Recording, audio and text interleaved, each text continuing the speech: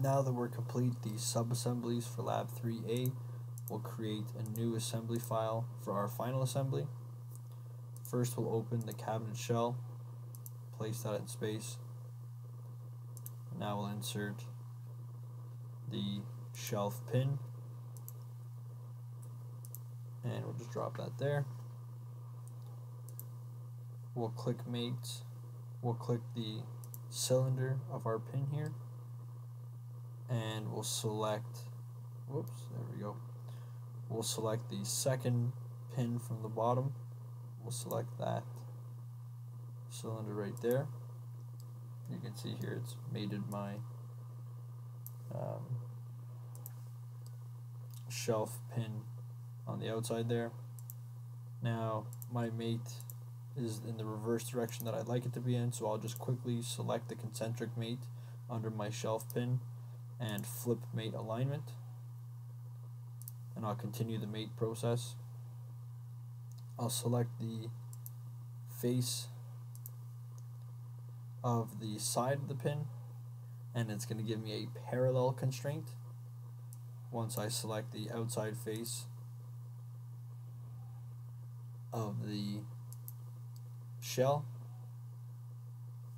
Now I'll just quickly select mate alignment to reverse. I'll select the other mate alignment to reverse the orientation of the shelf pin, so I get the proper orientation.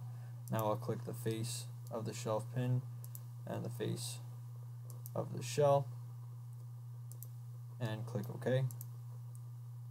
Then we'll exit the mate dialog box. I'll select the shelf pin, right click, and click copy with mates. Click next. Now I'm just going to select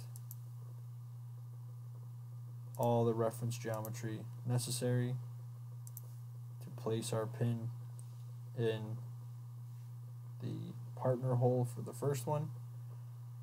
I'll place the next pin 4 holes down,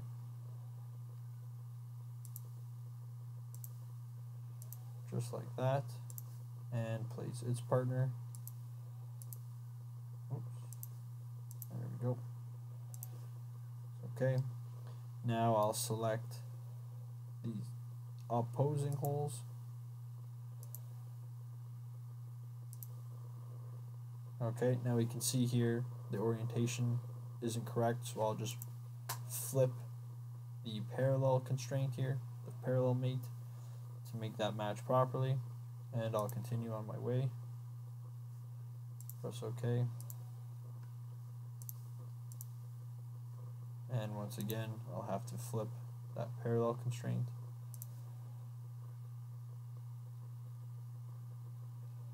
I'll pick the 4th hole, flip the constraint,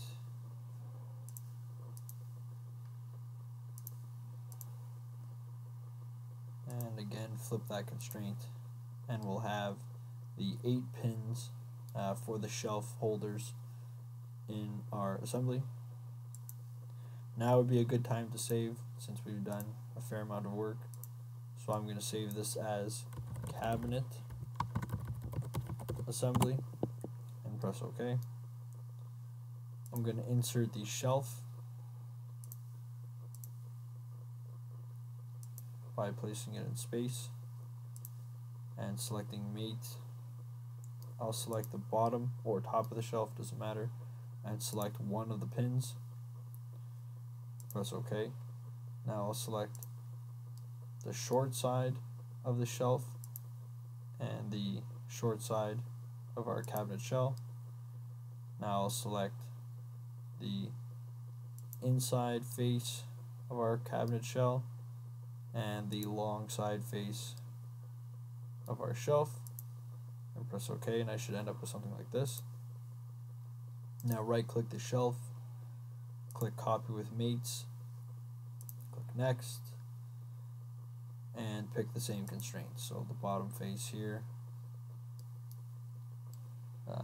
just make sure that lines up. Yep. Now I'll select that face and that face, press OK and close, and now we have the shelves and our shelf pins all mated properly. Now I'm going to save again. I'm going to insert the door assembly by placing that.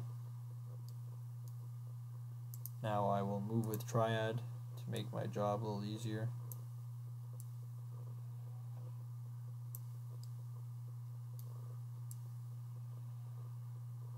Okay, something like that. And I'll hide the pins by right clicking and clicking the hide icon to hide these components. I can leave those there, I won't need those. Now very quickly I'll just select the cylinder of this hinge and the corresponding cylinder on the shell. Again, 2 cylinders. I'm going to drag my components away from each other so I can select the proper faces, and I'll select the outside face of the shell and the inside face of the hinge. And we can see our cabinet doors are now attached to the cabinet shell. Now, because we've created this sub-assembly here, we may have fixed components within that assembly. So we'll have to unfix those components to get everything to work here. So we'll select our door assembly, right click that, and select Make Sub-Assembly Flexible, and click OK. Then we'll click the door assembly and open up our hinge assembly here. We'll right click that hinge assembly and select Make Sub-Assembly Flexible, and we'll do the same for the other sub-assembly. And we'll see that now we can move the components within those sub-assemblies. The last thing you would need to do, of course, is to copy this door assembly. So right click, click copy with mates, and we'll just place it on the other side by selecting the corresponding reference geometry.